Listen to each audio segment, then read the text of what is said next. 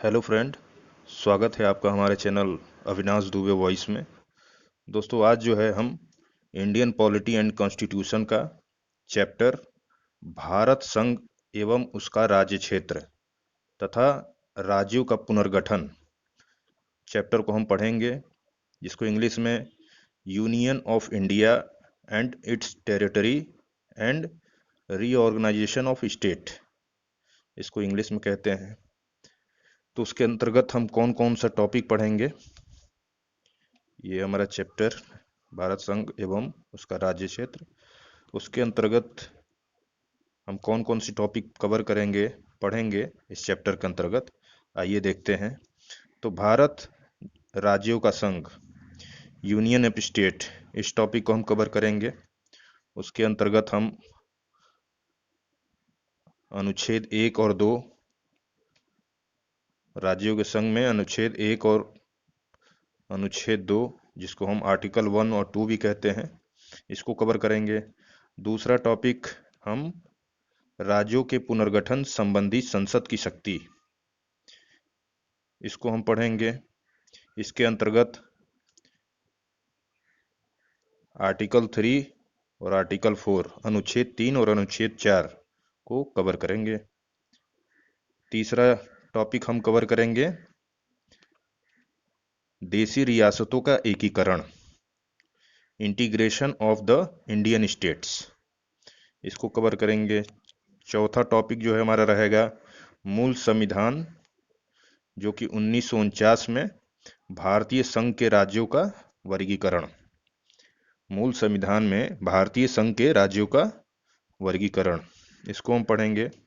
Classification of states of the union of India in the original constitution 1949, इसको हम cover करेंगे। इसके अंतर्गत जैसा कि हम जानते हैं, भारत के सभी राज्यों को भाग क राज्य, भाग ख राज्य, भाग ग राज्य, भाग घ राज्य में बांट दिए गए थे। आइए हम आगे देखेंगे, इसको हम समझेंगे अच्छे से कैसे बांटा गया था। नेक्स्ट टॉपिक जो है विभिन्न राज्यों की राजधानियों के नाम में क्या परिवर्तन हुए, उसको हम देखेंगे। तमाम राज्यों की राजधानी जो थी उसमें परिवर्तन हुए थे। जैसे 1991 में केरल की राजधानी त्रिवेंद्रम को आज वर्तमान में तिरुवनंतपुरम कहते हैं। तो उसी तरीके से किसी भी स्टेट के राजधानी का जो नाम बदला गया था, उसको हम पूरा कवर करेंगे। नेक्स्ट टॉपिक राज्य पुनर्गठन आयोग, इसके अंतर्गत हम लोग धर आयोग को पढ़ेंगे, फजल अली आयोग, इसको हम पूरा कवर करेंगे। नेक्स्ट टॉपिक 1956 के बाद बने नए राज्यों व संघ शासित प्रदेशों का विवरण।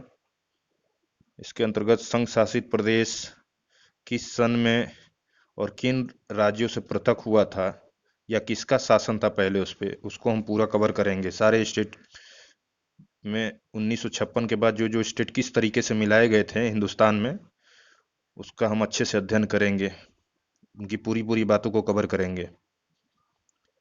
फिर नेक्स्ट टॉपिक है राज्य क्षेत्रों के नाम में परिवर्तन। जो हमारे देश में जो राज्य थे, पहले उनका कुछ और नाम था और वर्तमान में उसका कुछ नाम है। जैसे 24 जनवरी 1950 सन में पहले पूर्व में संयुक्त प्रांत को आज वर्तमान में हम उत्तर प्रदेश कहते हैं। ठीक है दोस्तों, तो इसी तरीके से जो सारे स्टेट जो हैं, सभी स्टेट हैं, उनके नाम में परिवर्तन हो के आज क्या है, आज सारे को हम देखेंगे। अपने भारत के सारे स्टेट में किसका किसका नाम परिवर्तन हुआ, उसको हम पढ़ेंगे। फिर नेक्स्ट टॉपिक हम कवर करेंगे वर्तमान भारत में जो 28 राज्य व 9 संघ शासित क्षेत्र अस्तित्व में हैं, उनको हम देखेंगे। और नेक्स्ट टॉपिक जो है आखिरी, जो कि है भारत और बांग्लादेश के मध्य ऐतिहासिक भूमि समझौता। तो इस टॉपिक को हम अच्छे से कवर करेंगे। तो आइए दोस्तों, जो है हम शुरू से शुरू करते हैं। इसके पहले दोस्तों मैं आपको कुछ बता दूं, आपको इस टॉपिक को, इसमें मैंने पॉइंट लिख दिया है, इसको, इसमें सारा चीज़ लिखना संभव नहीं है, तो इसको आपको जो है कान में ईयरफोन लगा लीजिए, सिर्फ आपको जो है हमारी बातों को ध्यान से सुनना है और समझना है। अगर आप हमारी बातों को ध्यान से सुनते हैं, समझते हैं, तो आपका ये टॉपिक का कोई भी क्वेश्चन किसी भी एग्जाम में एक भी नहीं छूटेगा। तो इसके अंतर्गत दोस्तों आप ये जान लीजिए कि हमारे टारगेट ऑडियंस वे लोग हैं जो यूपीएससी की तैयारी करते हैं, आईएएस पीसीएस, आईएएस आईपीएस या state PCS, SSC, railway, NDA, CDS, CAPF, CPO, UGC net, UP triple SC या टीचर की कोई एग्ज़ाम, या 6 to 12 जो क्लास में जो एनसीईआरटी से अध्ययन करते हैं, वो सारे लोग इससे लाभ उठा सकते हैं।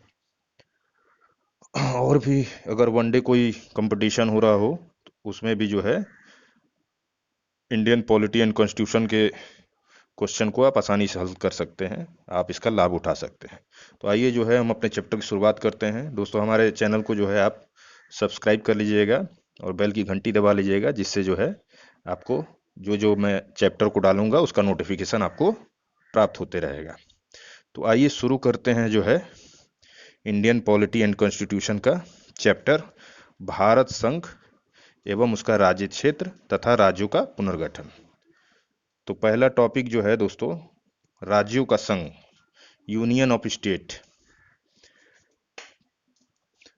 तो भारतीय संविधान के भाग 1 में अनुच्छेद 1 से 4 के अंतर्गत भारतीय संघ एवं उसके राज्य क्षेत्र का वर्णन किया गया है। दोस्तों मैं इसके अंतर्गत आपको बता दूं कि हमारे जो इंडियन कॉन्स्टिट्यूशन में, भारतीय संविधान में 22 भाग हैं, 395 आर्टिकल हैं और 12 अनुसूचियां हैं। ठीक है दोस्तों, तो वैसे तो भाग तो 25 हैं और आर्टिकल 465 के लमसम अब हो चुके हैं, लेकिन उसको अभी भी क ख ग घ इस तरह से जो है भागों में जोड़ा गया है या अनुच्छेद में जोड़ा गया है। तो शुद्ध रूप से हम ये मानेंगे कि 22 भाग हैं, 395 अनुच्छेद हैं और 12 अनुसूचियां हैं हमारे संविधान में।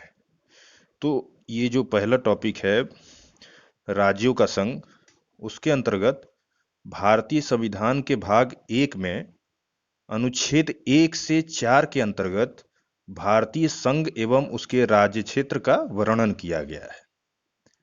तो अनुच्छेद 1 में क्या है? अनुच्छेद 1 में संघ का नाम और राज्य क्षेत्र वर्णित है।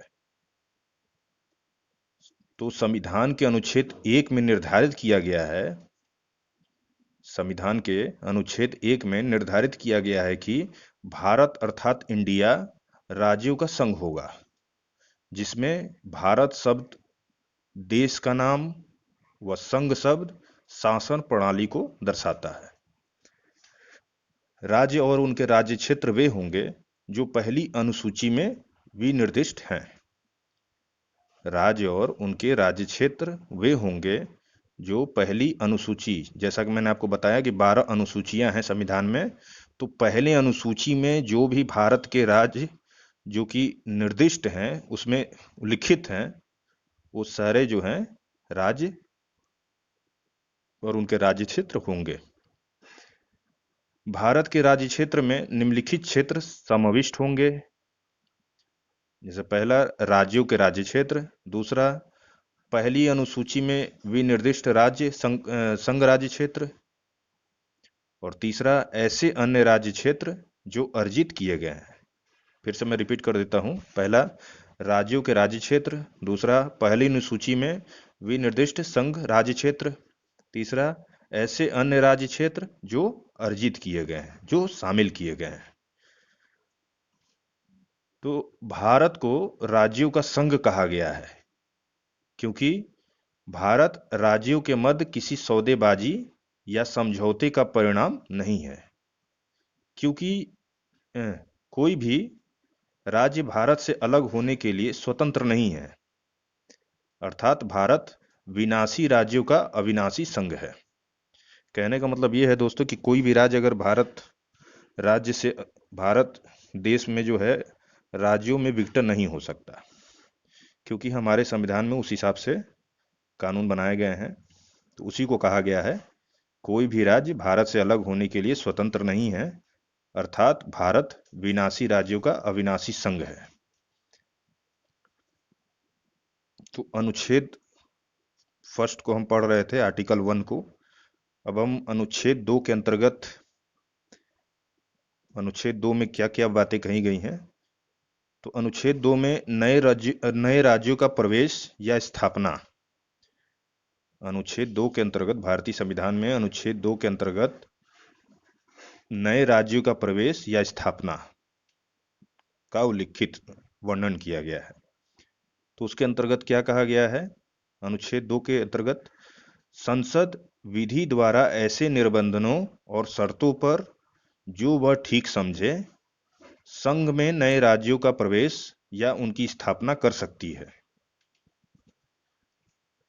संसद विधि द्वारा ऐसे निबंधनों और शर्तों पर जो वह ठीक समझे संघ में नए राज्यों का प्रवेश या उनकी स्थापना कर सकती है।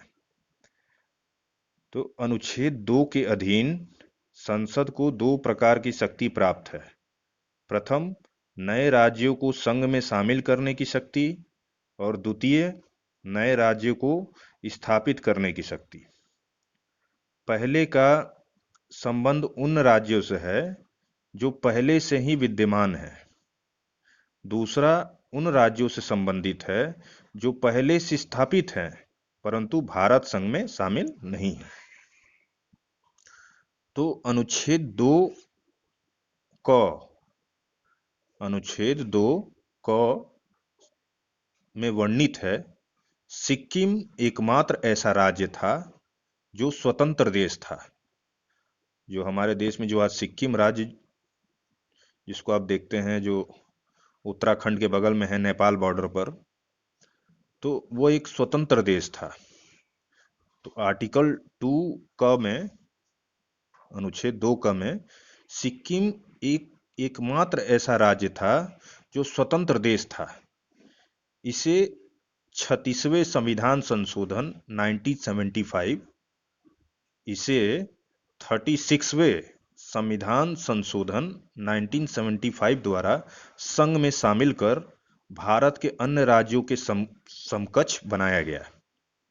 ठीक है दोस्तों, तो हमारा ये टॉपिक फिनिश हुआ, पहला राज्यों का संघ, जिसमें हमने अनुच्छेद 1 और 2 को कवर किया। तो हमारा दूसरा टॉपिक है राज्यों के पुनर्गठन संबंधी संसद की शक्ति, parliament power relating to the reorganisation of state, इसको इंग्लिश में कहते हैं। तो इसके अंतर्गत हम अनुच्छेद 3 और 4 को कवर करेंगे, इसको पढ़ेंगे। तो राज्यों के पुनर्गठन संबंधी संसद की शक्ति के अंतर्गत अनुच्छेद 3 में क्या वर्णित है, आइए जानते हैं। तो अनुच्छेद 3 में नए राज्यों का निर्माण और वर्तमान राज्यों के क्षेत्रों, सीमाओं या नामों में परिवर्तन किया जा सकता है। अनुच्छेद 3 के अंतर्गत नए राज्यों का निर्माण और वर्तमान राज्यों के क्षेत्रों, सीमाओं या नामों में परिवर्तन किया जा सकता है। उसके अंतर्गत कुछ बातें हैं, आप ध्यान से सुने। पहली बात, अनुच्छेद 3 के अंतर्गत किसी राज्य में से उसके क्षेत्र को अलग कर दो या दो से अधिक राज्यों को या राज्यों के भागों को मिलाकर या किसी राज्य क्षेत्र को किसी राज्य के भाग में मिलाकर नए राज्य का निर्माण कर सकती है।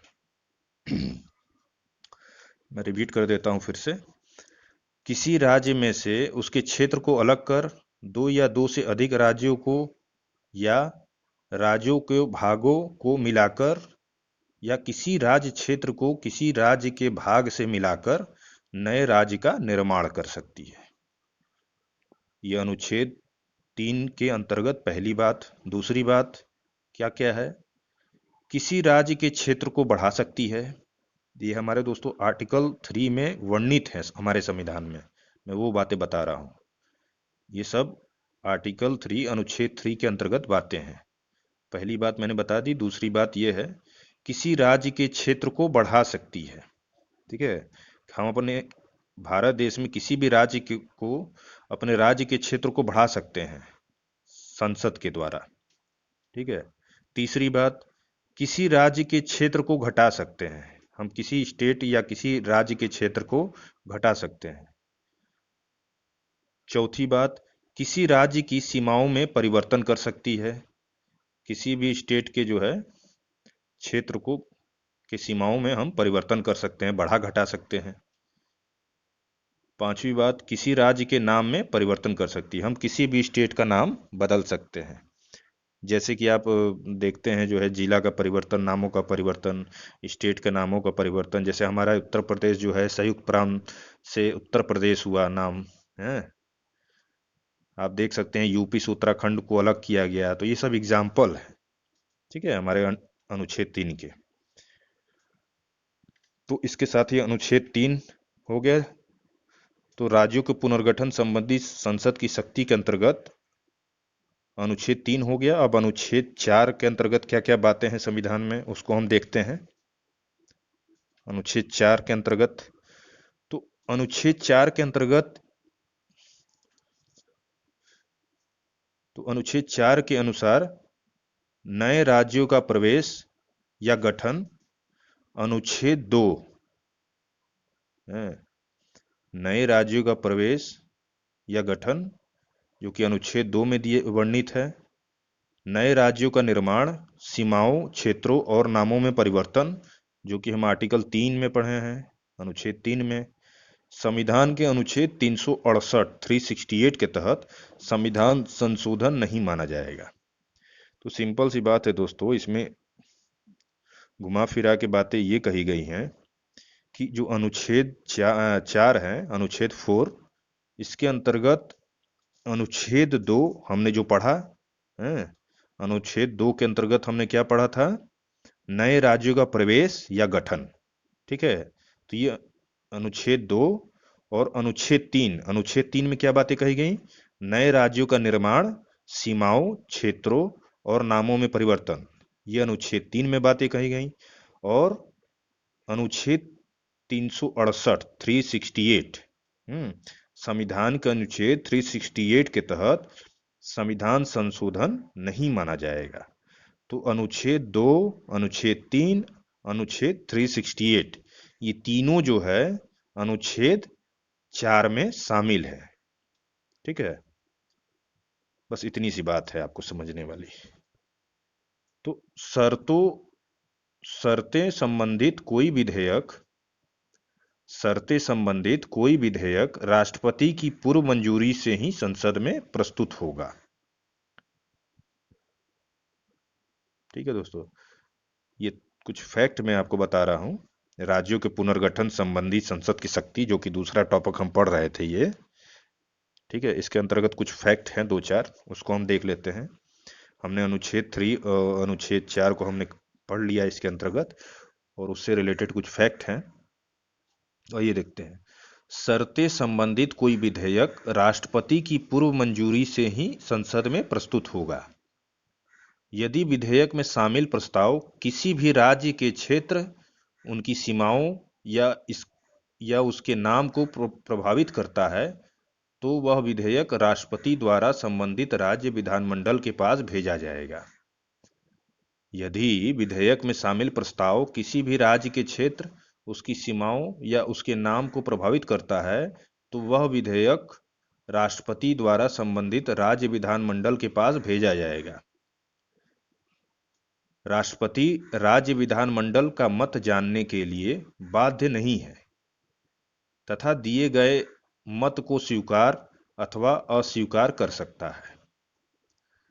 संसद अपने अनुसार भारत के राजनीतिक मानचित्र का पुनर्निर्धारण कर सकती है। इस कारण भारत को विनाशी राज्यों का अविनाशी संघ कहा जाता है। तो आप बात समझ गए होंगे दोस्तों कि संसद के अंदर, भारत की संसद में सारी ताकतें हैं। वो अपने क्षेत्र को बढ़ा सकता है, घटा सकता है, नाम को बदल सकता है, अपने मानचित्र में परिवर्तन कर सकता है, वो कुछ भी कर सकता है। और संसद और हमारे संविधान में उस हिसाब से कानून का वर्णन है जिससे जो है हमारे स्टेटों में जो है एकता है। और कोई भी स्टेट अगर चाहे कि हम अपने देश से अलग हो जाएं तो ऐसा नहीं हो सकता। कुल मिला जुला की यही बात आपको समझनी थी। तो हमारा ये टॉपिक समाप्त हुआ। हम नेक्स्ट टॉपिक की अगर आगे की ओर अग्रसर होते हैं। तो हमारा नेक्स्ट टॉपिक जो है, तीसरा टॉपिक, देशी रियासतों का एकीकरण। देशी रियासतों का एकीकरण, integration of the Indian state, इसको इंग्लिश में कहते हैं हम। ठीक है, तो इसके अंतर्गत आइए देखते हैं क्या बातें हैं। तो स्वतंत्रता प्राप्ति से पूर्व भारतीय राज्य क्षेत्र दो वर्गों में विभक्त था, ब्रिटिश भारत और देशी रियासतें। ब्रिटिश भारत में 9 प्रांत और लगभग 552 देशी रियासतों में थी। फिर से मैं रिपीट कर देता हूं। स्वतंत्रता प्राप्ति से पूर्व भारतीय राज्य क्षेत्र दो वर्गों में विभक्त था, ब्रिटिश भारत और देशी रियासतें। ब्रिटिश भारत में 9 प्रांत और लगभग 552 552 देशी रियासतें थीं, जिसमें 500 549 549 भारत में आसानी से शामिल हो गई। ठीक है, 549 भारत में शामिल हो गई आसानी से। शेष 3 रियासतों जूनागढ़, हैदराबाद तथा जम्मू कश्मीर को भारत में विलय कराने में काफी कठिनाइयों का सामना करना पड़ा। ठीक है दोस्तों, तो आप समझ सकते हैं स्वतंत्रता प्राप्ति की जो पूर्व की बात हो रही है। भारतीय राज्य क्षेत्र जो है 2 वर्गों में विभाजित था, ब्रिटिश भारत जिसपे ब्रिटिश ईस्ट इंडिया कंपनी का शासन था, और देशी रियासतें जो कि राजा रजवाड़ों का राज्य था, जिसपे शासन राजा रजवाड़ों का चलता था। तो ब्रिटिश भारत में 9 प्रांत था, ब्रिटिश शासन के अंतर्गत 9 राज्य थे, और लगभग 552 जो थे वो देशी रियासतें जो कि राजा रजवाड़ों का शासन था। हैं, तो उसमें समझने वाली बात है कि जो 549 जो राज्य थे, हैं, उसको भारत में आसानी से मिला लिया गया। जिसको आप जानते होंगे कि वल्लभ भाई पटेल जो है जब राज्यों का एकीकरण कर रहे थे तो उस समय 549 राज्यों को जो है अपने देश में शामिल कर दिया गया था, जिसमें 3 जो राज्य थे उसमें बहुत वो आसानी से शामिल नहीं हो रहे थे, वो वल्लभ भाई पटेल की बातों को नहीं सुन रहे थे। ठीक है, जो जो कि इस समय तीनों तीनों राज्यों से बात कर रहे थे। 3 राज्य कौन थे? जूनागढ़, हैदराबाद तथा जम्मू कश्मीर हैं। तो इनको जो है विलय करने में काफी कठिनाइयों का सामना करना पड़ रहा था। तो विभाजन के उपरांत भारत व पाकिस्तान नामक 2 स्वतंत्र व पृथक राज्यों का निर्माण हुआ। हैं। जो विभाजन हमारा हुआ उसके उपरांत भारत व पाकिस्तान नामक 2 स्वतंत्र व पृथक राज्यों का निर्माण हुआ। देशी रियासतों को 3 विकल्प दिए गए। देशी रियासतों को 3 विकल्प दिए गए। पहला, भारत में सम्मिलित हो, दूसरा पाकिस्तान में शामिल हो, या तीसरा स्वतंत्र रहे। तो 3 बातें उनसे कही गई। तो जूनागढ़, हैदराबाद और जम्मू कश्मीर को क्रमशः जनमत संग्रह, पुलिस कार्रवाई जिसको ऑपरेशन पोलो भी कहा जाता है, एवं विलय पत्र पर हस्ताक्षर करके बाद में मिलाया गया। तो इसके अंतर्गत इसके पीछे की बात यह थी कि सरदार वल्लभ भाई पटेल ने पुलिस कार्रवाई को, जिसको ऑपरेशन पोलो कहा गया, उसके अंतर्गत भारत में 3 राज्यों को विलय कर लिया। आखिरी में विलय पत्र पर हस्ताक्षर करा के जूनागढ़, हैदराबाद और जम्मू कश्मीर के जो शासक थे उनको अपने में डरा धमका के मिला लिया गया।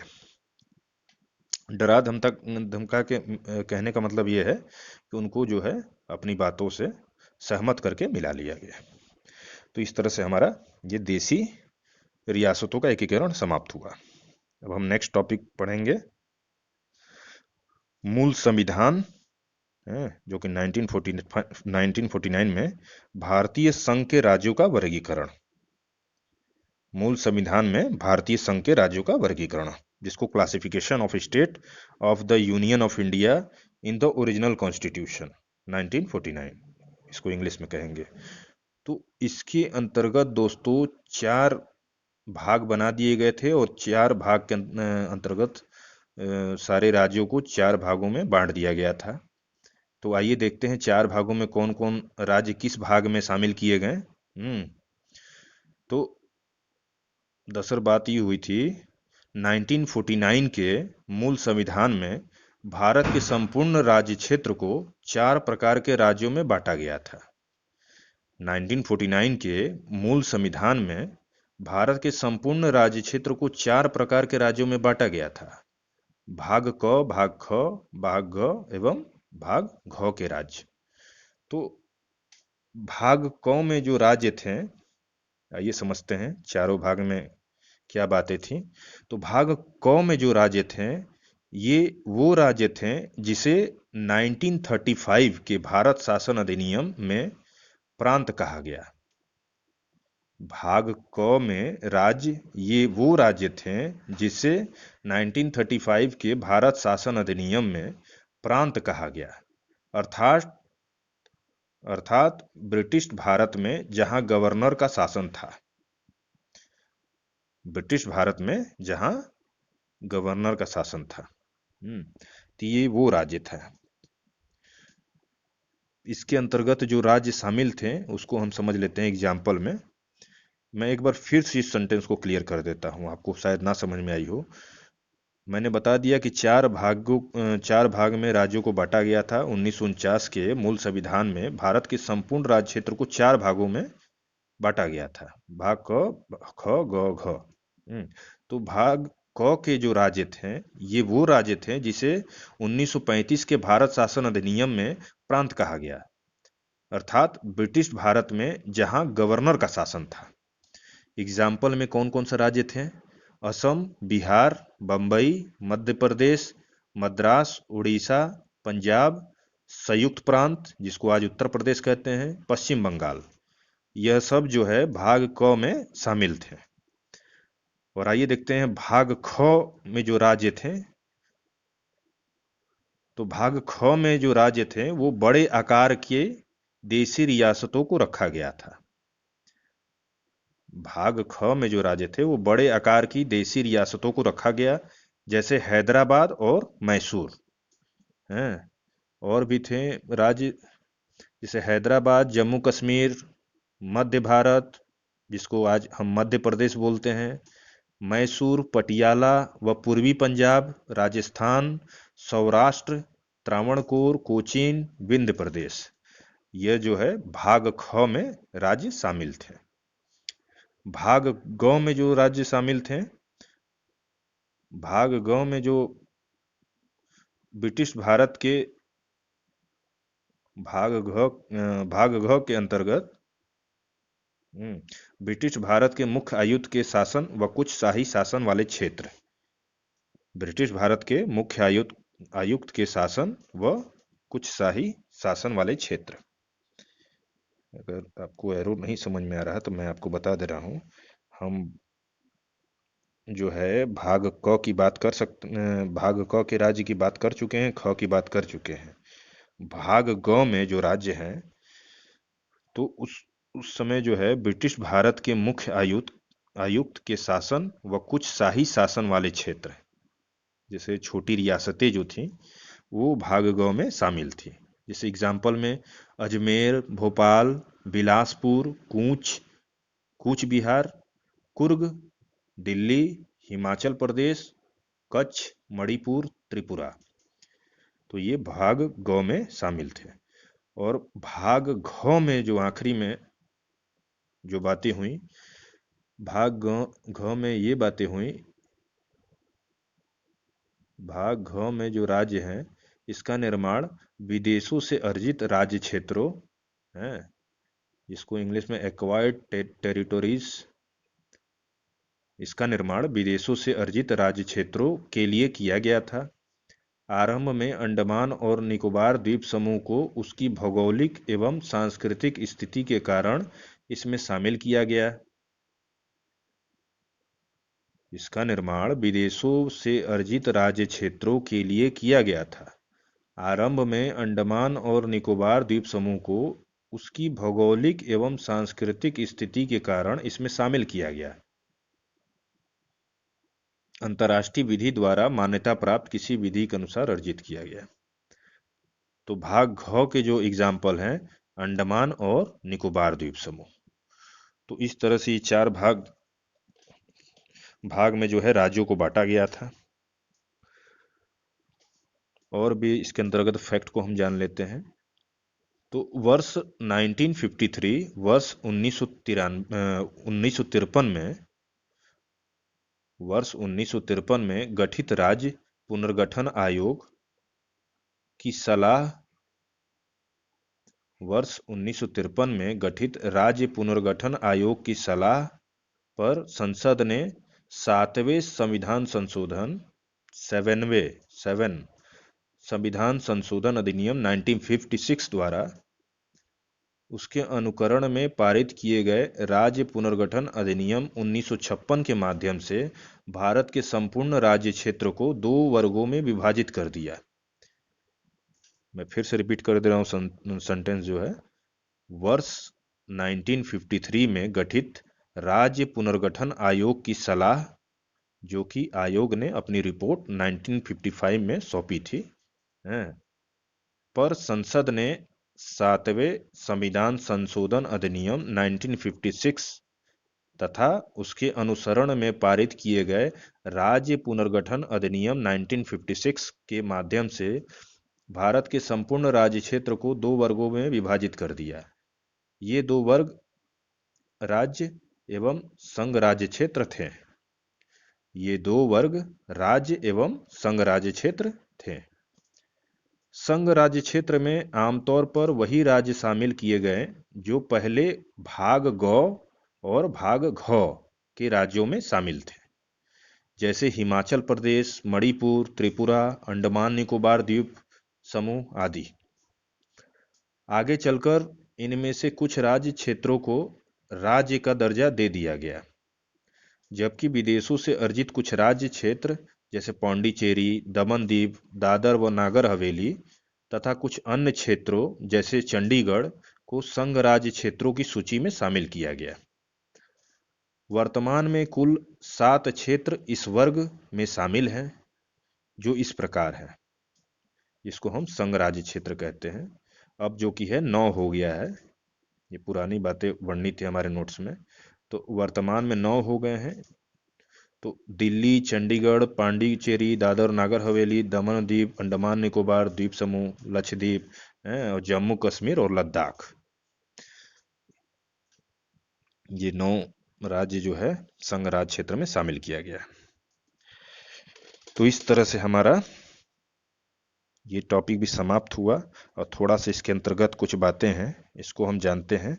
तो विभिन्न जो टॉपिक है, विभिन्न राज्यों की राजधानियों के नाम में परिवर्तन। तो उसी समय जो है मूल संविधान में जो भारतीय संघ के राज्यों का वर्गीकरण हुआ था 1949 में, उसी समय विभिन्न राज्यों की राजधानियों के नाम में परिवर्तन भी हुए थे। जैसे कि मैंने आपको बताया कि 1991 में केरल की राजधानी त्रिवेंद्रम आज वर्तमान में तिरुवनंतपुरम नाम से जाना जाता है। तो मैं पहले सन बताऊंगा, फिर उस स्टेट का नाम जिसका परिवर्तन हुआ है और जो परिवर्तित नाम है वो तीसरे नंबर पे मैं आपको बताऊंगा। तो 1991 में केरल की राजधानी त्रिवेंद्रम है, वर्तमान में तिरुवनंतपुरम। तो 1996 सन 1996, जिसको 1996 कहेंगे, तमिलनाडु की राजधानी मद्रास थी। तमिलनाडु की राजधानी मद्रास था, जो कि आज उसका नाम बदल के वर्तमान में चेन्नई कर दिया गया है। तो पहले मद्रास था नाम, अब चेन्नई नाम है उसका नाम बदल के। सन 1996 में एक राज्य का और नाम बदला गया था। तो 1996 में महाराष्ट्र की राजधानी जो बम्बई था, तो आज उसका नाम बदल के वर्तमान में मुंबई कर दिया गया है। सन 2001 में पश्चिम बंगाल की राजधानी कलकत्ता थी। कलकत्ता का नाम वर्तमान में कोलकाता रखा गया है। 2006 में कर्नाटक की राजधानी बंगलोर थी, जो कि बंगलोर का नाम बदल के अब बंगलुरु रख दिया गया है 2006 से। तो बस इतनी सी बात थी।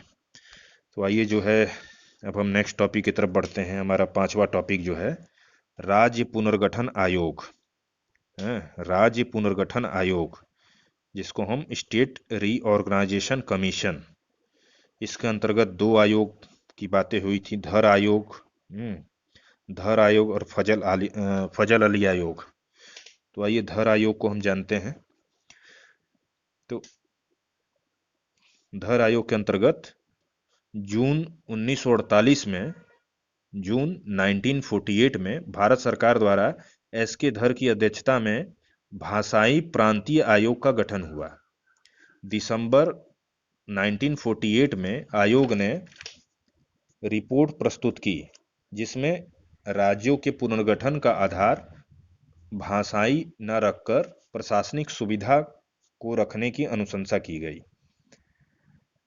इससे राज्यों के पुनर्गठन से संबंधित विवाद और गहराया एवं दिसंबर 1948 में ही एक और समिति जवाहरलाल नेहरू, वल्लभ भाई पटेल तथा पटाभी सीतारमैया के नेतृत्व में गठित की गई। इसे जेवीपी समिति भी कहते हैं। इसे जेवीपी समिति भी कहते हैं। समिति ने अप्रैल 1949 में रिपोर्ट सौंपी तथा इसमें भी भाषा के आधार पर राज्यों के पुनर्गठन की मांग को देश की एकता और सुरक्षा को ध्यान में रखते हुए कुछ वर्षों के लिए स्थगित कर दिया गया। परंतु 1953 में पोट्टी श्रीरामुलु 1953 में पोट्टी श्रीरामुलु, जो कि कांग्रेसी नेता थे, के निधन के कारण आंदोलन की तीव्रता को देखते हुए मद्रास को भाषाई आधार पर विभाजित कर तेलुगु भाषी पृथक राज्य के रूप में आंध्र प्रदेश का गठन हुआ। तो धर आयोग हो गया। अब जो है हम फजल आयोग, फजल अली आयोग के अंतर्गत जानते हैं क्या हुआ। तो इस आयोग ने क्या बातें कही। दिसंबर 1953 में सरकार द्वारा 3 सदस्यीय राज्य पुनर्गठन आयोग फजल अली की अध्यक्षता में गठित किया गया। आयोग के अन्य 2 सदस्यों में के एम पणिकर और एच एन कुंजरू सम्मिलित थे। इस आयोग ने 1955 में रिपोर्ट पेश की। इस आयोग ने 1955 में रिपोर्ट पेश की, जिसमें भाषा के आधार पर राज्यों के गठन को स्वीकारा गया, लेकिन एक राज्य एक भाषा के सिद्धांत को अस्वीकार कर दिया गया। 7वें संविधान संशोधन अधिनियम 1956 द्वारा 1 नवंबर 1956 को 14 राज्य और 6 केंद्र शासित प्रदेशों का गठन किया गया। 7वें संविधान संशोधन अधिनियम 1956 द्वारा 1 नवंबर 1956 को 14 राज्य और 6 केंद्र शासित प्रदेशों का गठन किया गया। तो उसी के अंतर्गत हमारा नेक्स्ट टॉपिक है 1956 के बाद बने नए राज्यों का संघ शासित प्रदेशों का विवरण है। तो उसके अंतर्गत थोड़ा सा दोस्तों हमारा हैंड रिटन थोड़ा हल्का आया है स्कैनिंग के द्वारा, आप थोड़ा माफ़ करिएगा, हमारा पेन थोड़ा कम चल रहा था। नेक्स्ट वीडियो में हम थोड़ा गाढ़ा लिखेंगे।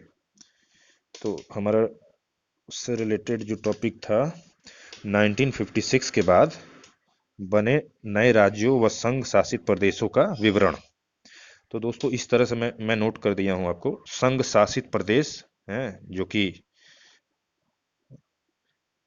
इस समय जो वर्तमान राज्य हैं, तो राज्य मैं पहले बताऊंगा, फिर सन बताऊंगा, फिर किन राज्यों से इनका पृथक्करण हुआ था, किन राज्यों से ये अलग होके बने थे, या तो किसी का शासन था इस पर। कहने का मतलब है दोस्तों, जो हम भारत देश में जो 1956 के बाद जो जो राज्य का नाम जो जो राज्यों से जो है तोड़कर दूसरे राज्य को बनाया गया, या जैसे फ्रांसीसियों का शासन था तो पुर्तगालियों का गोवा में शासन था, उसको किस सन में मिलाया गया। तो मेरी बात वही है। तो मैं पहले आपको जो है स्टेट बताऊंगा, और जिस स्टेट से अलग हुआ वो मैं नाम यहाँ बताऊंगा और सन बताऊंगा। तो आपको ध्यान से सुनना है।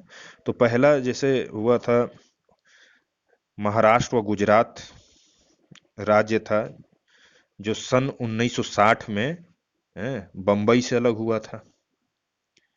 पहले बम्बई में ही गुजरात और महाराष्ट्र राज्य दोनों थे, ठीक है, जो कि 1960 में दो प्रांत बना दिए गए, दो राज्य बना दिए गए। बम्बई को दो भागों में बांट दिया गया, महाराष्ट्र और गुजरात, 1960 में। दूसरा,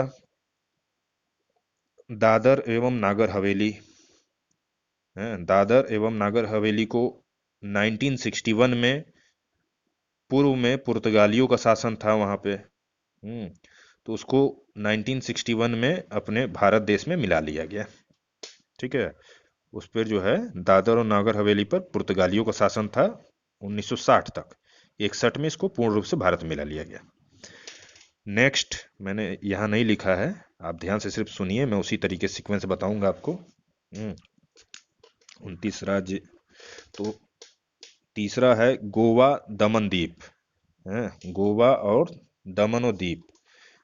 इसको 1962 में गोवा को संघ शासित क्षेत्र और 1987 में पूर्ण राज्य का दर्जा प्राप्त हुआ। गोवा और दमन और दीव 1962 में गोवा को संघ शासित क्षेत्र और 1987 में पूर्ण राज्य का दर्जा प्राप्त हुआ। तीसरा, पौंडीचेरी, राज्य है पौंडीचेरी, जो कि वर्तमान में इसका नाम पुद्दुचेरी है दोस्तों, पौंडीचेरी का नाम वर्तमान में पुद्दुचेरी है। तो सन के अंतर्गत ये बातें हैं। 14वां संविधान संशोधन, 14 संविधान संशोधन 1962 द्वारा संघ शासित प्रदेश बना। पांडिचेरी जो है 14वां संविधान संशोधन 1962 द्वारा संघ शासित प्रदेश बना। पहले फ्रांसीसियों का शासन यहाँ पर था पांडिचेरी पर, कराईकल, माहे और यनम को पांडिचेरी माना गया।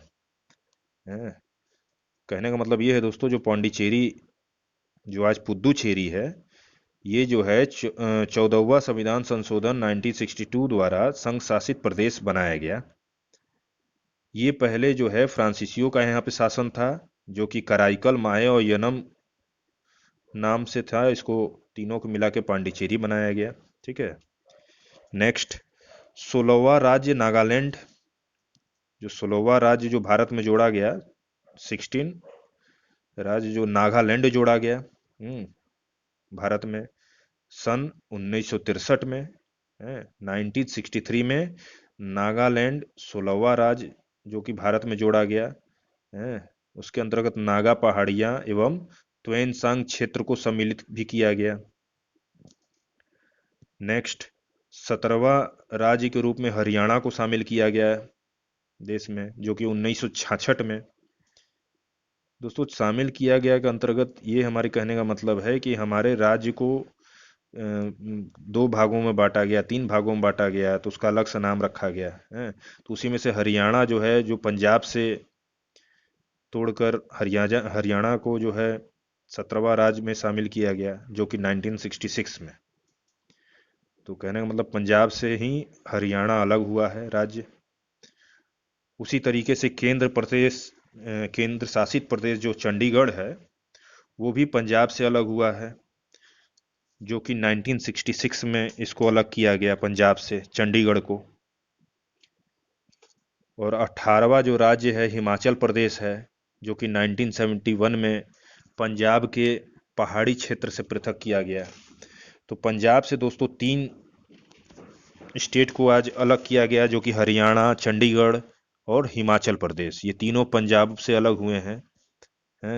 तो हिमाचल प्रदेश 1971 में अलग किया गया पंजाब से। उसी तरीके से 19वां राज्य जो है भारत में जो सम्मिलित किया गया वो मणिपुर था, जो कि 1972 में मिलाया गया। 20वां राज्य जो है त्रिपुरा है, जो कि 1972 में मिलाया गया। 21वां राज्य मेघालय है, जो कि 22वें संविधान संशोधन 1969 द्वारा स्वायत्त शासी प्रदेश है 1972 में पूर्ण राज्य का दर्जा इसको मिल गया मेघालय को। तो ये 21वां राज्य शामिल किया गया मेघालय, इसको 1972 में पूर्ण राज्य का दर्जा मिल गया। 22वां राज्य जो भारत में मिला वो है सिक्किम। ये जो है 35वां संविधान संशोधन 1974 द्वारा सह राज्य का दर्जा तथा 36वां संविधान संशोधन 1975 द्वारा पूर्ण राज्य का दर्जा प्राप्त कर दिया गया। सिक्किम जो है 1975 में इसको पूर्ण राज्य का दर्जा प्राप्त हो गया। ये 22वां जो है राज्य शामिल हुआ भारत में। ये पूर्व में जो है चोग्याल वंश का शासन था यहाँ पर सिक्किम पर। ठीक है दोस्तों, पूर्व में चोग्याल वंश का शासन था यहाँ पर सिक्किम पर, जो कि भारत में 1974 में 35वां संविधान संशोधन करके मिला लिया गया और इसको 1975 में पूर्ण राज्य का दर्जा दे दिया गया। 23वां राज्य जो है मिजोरम को जोड़ा गया 1987 में। 23वां मिजोरम को जोड़ा गया सन 1987 में। और 24वां राज्य जो शामिल किया गया भारत में अरुणाचल प्रदेश 1987 में। 25वां राज्य गोवा को गोवा दमन द्वीप पुनर्गठन अधिनियम 1987 द्वारा गोवा को 25वां राज्य शामिल किया गया। 26वां राज्य छत्तीसगढ़ था, जो कि मध्य प्रदेश पुनर्गठन अधिनियम 2000 द्वारा 1 नवंबर को मिलाया गया और ये मध्य प्रदेश से अलग हुआ। मध्य प्रदेश से अलग करके छत्तीसगढ़ राज्य को बनाया गया, जो कि 26वां राज्य बना 2000 में, सन 2000 में। 27वां राज्य जो है उत्तराखंड है, जो कि उत्तर प्रदेश पुनर्गठन अधिनियम 2000 9 नवंबर को उत्तर प्रदेश से बंटवारा होकर उत्तराखंड को बनाया गया 27वां राज्य के रूप में है। और 28वां राज्य के रूप में झारखंड बना, जो कि बिहार से अलग हुआ। बिहार पुनर्गठन अधिनियम 2000 द्वारा 15 नवंबर को बिहार से झारखंड अलग हुआ 28वां राज्य के रूप में। और 29वां राज्य तेलंगाना बना, जो कि आंध्र प्रदेश पुनर्गठन अधिनियम 2014 द्वारा 2 जून को आंध्र प्रदेश से तेलंगाना अलग हुआ। ये जो है 29वां राज्य था।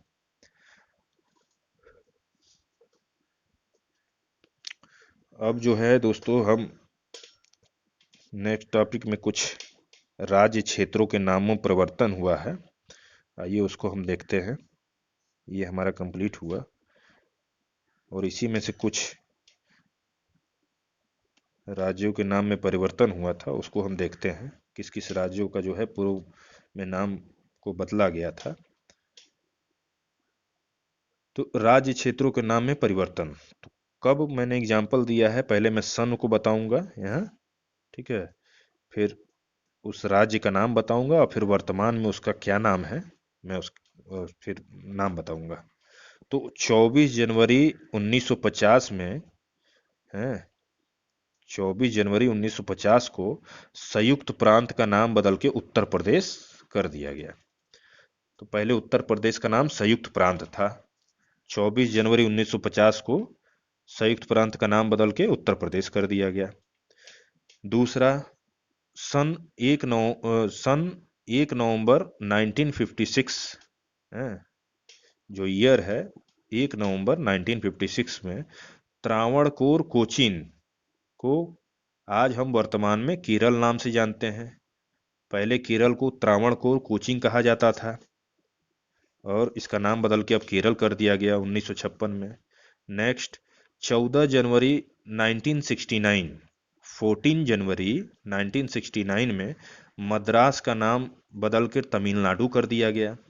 तो अब हम मद्रास को तमिलनाडु के नाम से जानते हैं।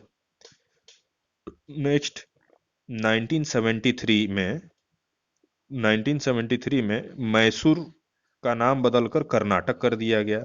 अब हम मैसूर का नाम कर्नाटक के नाम से जानते हैं। 1 नवंबर 1973 1 नवंबर 1973 को लकादीव, मिनिकॉय तथा अमीन देवी लकादीव, मिनिकॉय तथा अमीन दीवी का नाम परिवर्तन करके लक्षद्वीप रखा गया। ठीक है दोस्तों, तो लक्षद्वीप का नाम पहले मिनिकॉय, लक्षद्वीप तथा अमीन दीवी था, जिसको 1973 में नाम बदल के लक्षद्वीप कर दिया गया। नेक्स्ट 1992 में दिल्ली जो है राष्ट्रीय राजधानी क्षेत्र बना दिया गया। तो राष्ट्रीय राजधानी क्षेत्र दिल्ली जो है, दिल्ली का नाम बदल के राष्ट्रीय राजधानी क्षेत्र दिल्ली कहा गया 1992 के बाद। नेक्स्ट 1 जनवरी 2007 को उत्तरांचल का नाम बदल के उत्तराखंड कर दिया गया। 1 अक्टूबर 2006 में पांडिचेरी का नाम पुद्दुचेरी कर दिया गया। 1 नवंबर 2011 को उड़ीसा का नाम ओडिशा कर दिया गया 2011 में। तो इस तरह से जो है हमारा ये टॉपिक कवर हुआ। नेक्स्ट टॉपिक हम देखते हैं क्या है, 7वां टॉपिक। वर्तमान भारत में जो 28 राज्य व 9 संघ राज्य क्षेत्र अस्तित्व में है। तो 28 राज्यों का नाम है दोस्तों, और 9 संघ क्षेत्र का नाम सुन लीजिए आप। तो आंध्र प्रदेश, जो मैं उन 28 राज्यों का नाम ले रहा हूँ, आप ध्यान से सुने। आंध्र प्रदेश, बिहार, गुजरात, केरल, मणिपुर, नागालैंड, राजस्थान, त्रिपुरा, तेलंगाना, अरुणाचल प्रदेश, छत्तीसगढ़, हरियाणा, झारखंड, मध्य प्रदेश, मेघालय, उड़ीसा, सिक्किम, उत्तराखंड, पश्चिम बंगाल, असम, गोवा, हिमाचल प्रदेश, कर्नाटक, महाराष्ट्र, मिजोरम, पंजाब, तमिलनाडु, उत्तर प्रदेश। ये 28 राज्य है। और संघ राज्य क्षेत्र जो कि 9 है, मैं उसका नाम बता रहा हूँ आपको। अंडमान निकोबार द्वीप समूह, दादर एवं नागर हवेली, चंडीगढ़, दमन और दीप, लक्षद्वीप, पौंडीचेरी,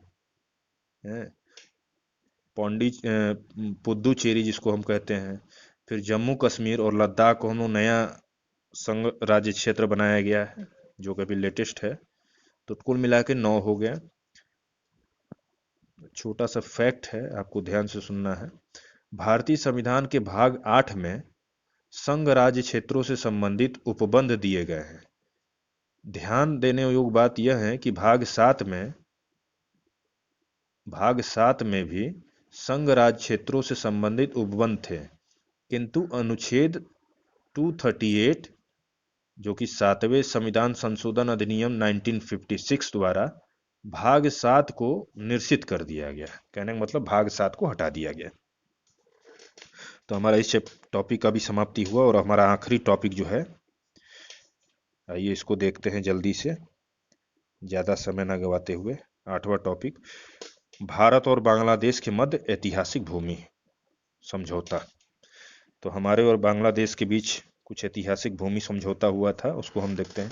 दोस्तों, हमारे वीडियो अगर आपको अच्छा लग रहा है, इसको ज़्यादा से ज़्यादा लाइक करिए, शेयर करिए दोस्तों सोशल साइट पे, जिससे हमारे वीडियो जो है ज़रूरतमंदों और हमारे गरीब भाई बहन जो कि बड़े शहरों में जाके कोचिंग नहीं कर सकते हैं, उनको आसानी से प्राप्त हो सकते हैं।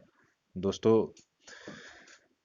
प्रकृति का नियम है, जो चीज़ आप जितना बांटेंगे उसका 10 गुना बढ़कर आपके पास आएगा। अगर इन चीज़ों को अगर आप शेयर करेंगे तो उसका 10 गुना लाभ आपको होगा।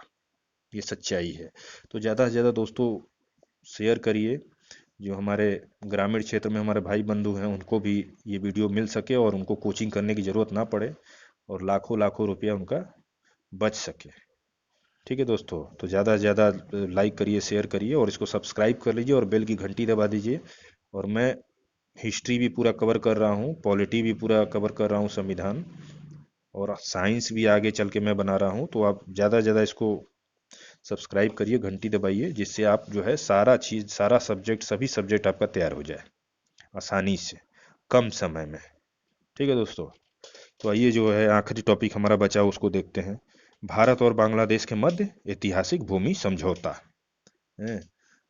तो 100वें संविधान संशोधन अधिनियम 2015 100 जो संविधान संशोधन अधिनियम 2015 द्वारा भारत के कुछ भूभाग पर बांग्लादेश तथा बांग्लादेश के कुछ भूभाग पर भारत का अधिकार स्वीकार कर लिया गया। 100वें संविधान संशोधन अधिनियम 2015 द्वारा भारत के कुछ भूभाग पर बांग्लादेश तथा बांग्लादेश के कुछ भूभाग पर भारत का अधिकार स्वीकार कर लिया गया। इस समझौते के तहत भारत ने 111 विदेशी क्षेत्रों को बांग्लादेश को हस्तांतरित कर दिया, जबकि बांग्लादेश ने 51 विदेशी क्षेत्रों को भारत को हस्तांतरित कर दिया।